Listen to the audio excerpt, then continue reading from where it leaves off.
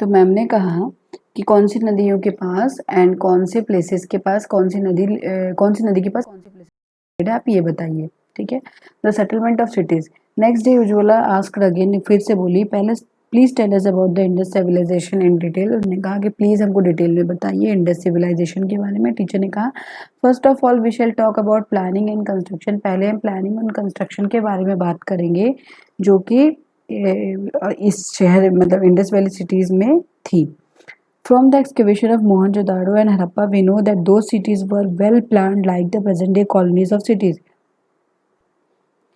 From the excavation of Mohenjo-daro, तो teacher ने बताया कि जो मोहनजोदारो का एक्सकेवेशन था और हड़प्पा जैसे निकला, उससे ये पता चला कि ये सिटी बहुत ही प्लान थी, बहुत ही वेल प्लान थी, जैसे आजकल की कॉलोनीज वगैरह रहती है ना शहरों में, वैसा।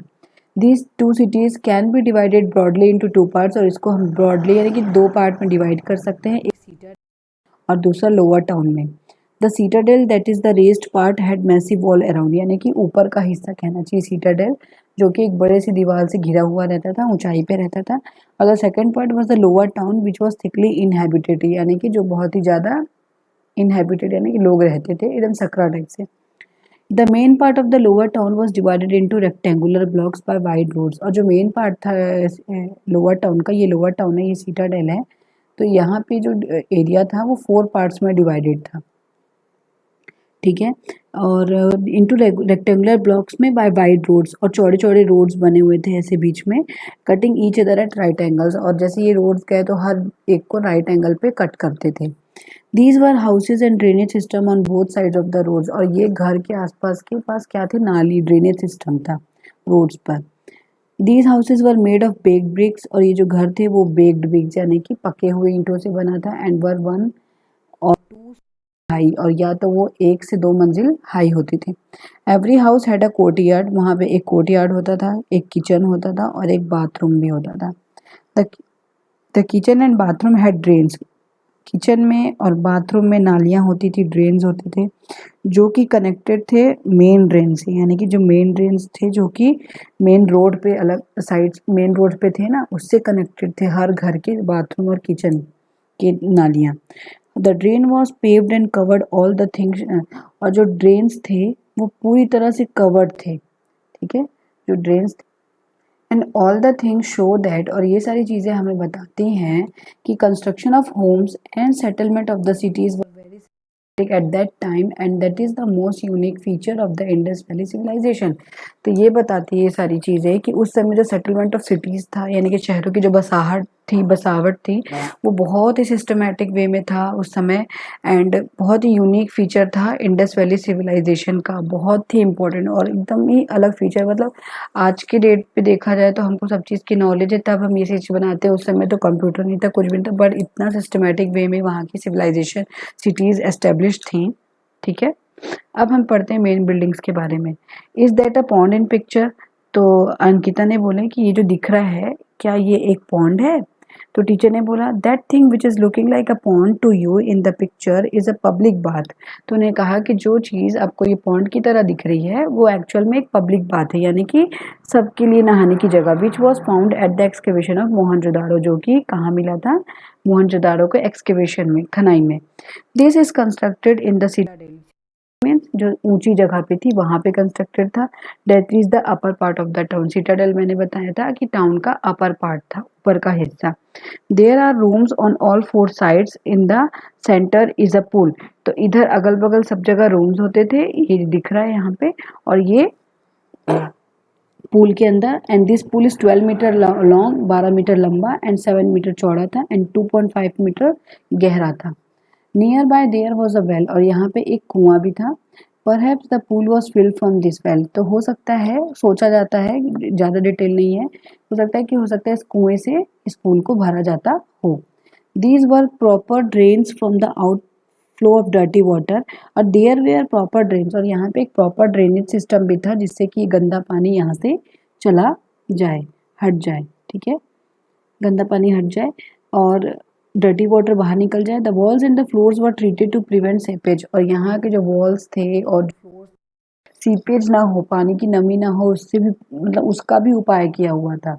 This public bath might have been use for the some public functions, तो ये लग रहा है सब आकलन करते हैं कि हो सकता है जो पब्लिक बात है ये पब्लिक फंक्शन के लिए यूज़ किया जाता हो, मतलब जब सब लोग इकट्ठा होते हैं या कोई रिलीजियस वर्क होता होगा या कोई स्पेशल ओकेजन होता होगा, तब आई थिंक इस बात को यूज़ किया जाता होगा, ऐसा लोग अंदाज़ा लगाते हैं।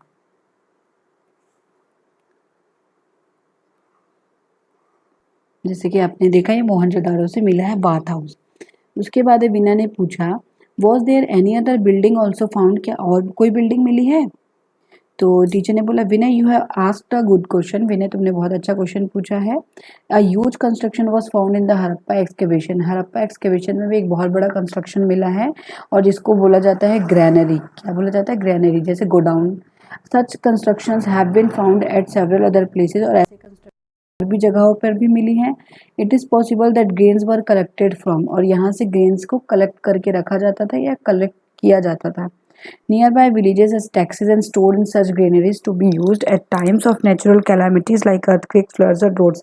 जैसे कि गांव के लोगों से लगान ये कुछ सब चीज़ें ले लेते तो वो सब इकट्ठा करके बड़े से ग्रेनरी में रखते थे, और जैसे कि कोई नेचुरल कैलामिटी आ गई, अर्थ आ गई, फ्लड आ गया, ड्रॉट आ गया, तो इस समय में इस सब चीज़ों को यूज़ करते थे। ऐसा आकलन लगाया जाता है। फॉर्म ऑफ गवर्नमेंट, किस तरह की गवर्नमेंट थी? सो उन्होंने पूछा, what sort of government did the people of Indus valley civilisation have, किस तरह की गवर्नमेंट थी वहाँ पे? क्या वहाँ पे राजा थे? Did they have kings too? तो उसने ऐसा पूछा। तो टीचर ने कहा कि children, prominent buildings enclosed by high walls have been found in these centers of the civilization, ठीक है, are found in the upper part of the city। Children, permanent buildings enclose by high walls have been found in, यानी कि कुछ buildings ऐसी मिली हैं जिसकी ऊंची ऊंची दीवारें थी, ऐसे दीवार ऊंची ऊंची बनी हुई थी, इसके अंदर बिल्डिंग्स थी।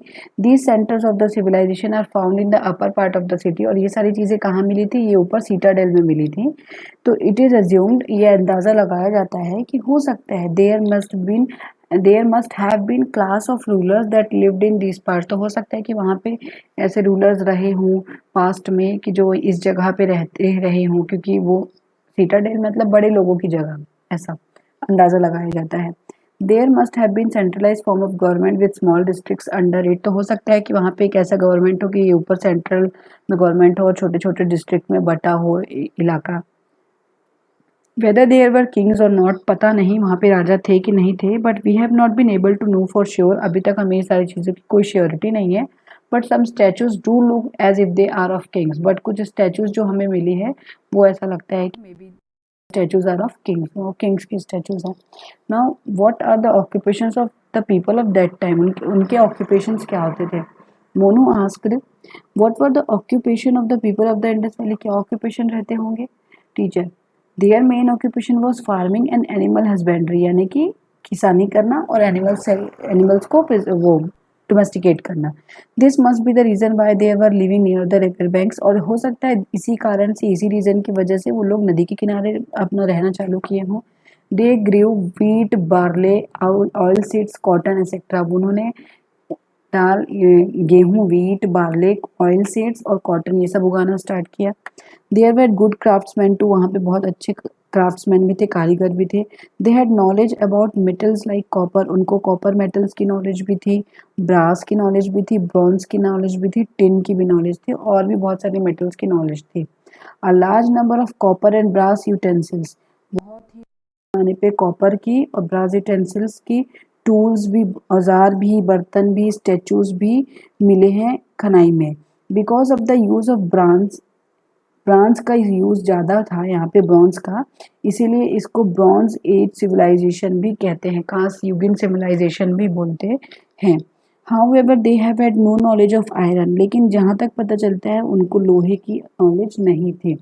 As a result for their daily need stone tools continue to be important, और उनको अपने डेली यूज़ के लिए स्टोन टूल्स, पत्थर से बने औजारों की ही इम्पोर्टेंट है। Beside this they made colourful beads out of precious stones to make garlands और प्रीशियस स्टोन्स, पत्थर से, महंगे पत्थरों से वो बनाते थे और जेवर वगैरह। They made bangles out of shells, shell से बैंगल्स बनाते थे। पॉटर्स वर हाईली स्किल्ड, जो पॉटर्स थे बहुत ही स्किल्ड थे। They made beautiful glazed pots, एकदम ही सुंदर सुनहरा पॉट बनाते थे जिसको लोग डेकोरेट करते थे पिक्चर से। The remains of